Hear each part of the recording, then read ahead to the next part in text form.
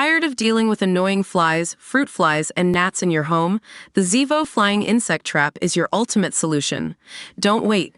Check out the link in the video description now to get your Zevo Flying Insect Trap on Amazon and enjoy a bug-free home today.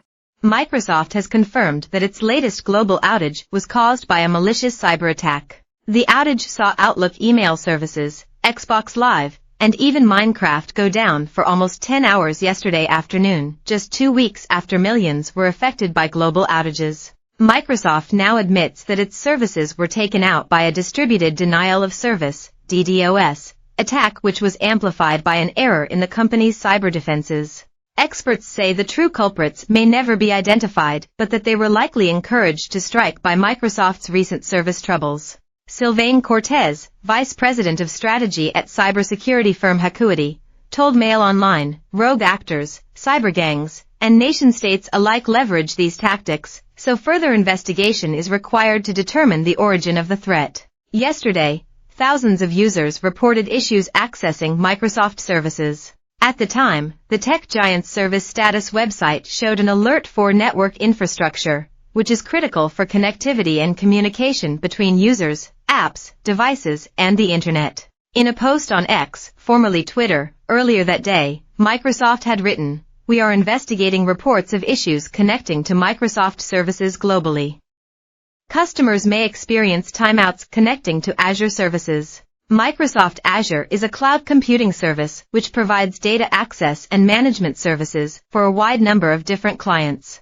Azure also provides the centralized computer backbone for many of Microsoft's own services such as Outlook and Xbox Live, which were all affected by the disruption. Today, in an update on the Microsoft Azure website, Microsoft now says these issues were caused by a cyber attack that the firm failed to properly defend. Specifically, Microsoft says a preliminary investigation shows that their servers had been the target of a DDoS attack.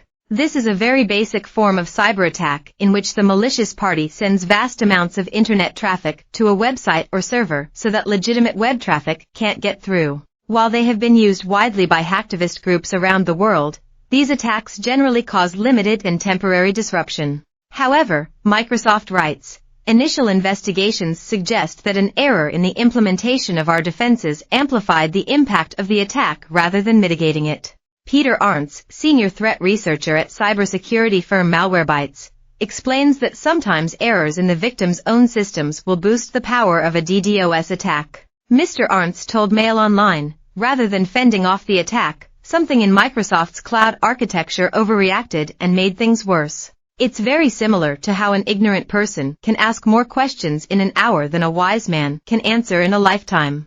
It is also not clear whether the attackers intended their disruption to spread so widely or whether they had more specific goals in mind." Mr. Cortez says, "Attackers inflict as much pain as they need to achieve their ends. Sometimes the collateral damage extends further than even they expected. At this time, we can only speculate on the intentions behind this specific attack. No known organization or group is yet to claim responsibility for the attack, which makes it unlikely that the true identity of the attackers will ever be revealed. However, some experts suggest that attack could have been carried out by a hacktivist group. DDoS attacks are a fairly basic form of cyber attack and have been used successfully in the past by groups like Anonymous or the IT Army of Ukraine. David Higgins, senior director of the Field Technology Office at CyberArk, told Mail Online that this would not be the first time Microsoft has been a target for hacktivists. Mr. Higgins says, "It could be a hacktivist group again, looking to perhaps show how reliant organizations around the world are on their IT services from Microsoft and in general." Following the recent global outage from the CrowdStrike update, service disruption is clearly on the world radar.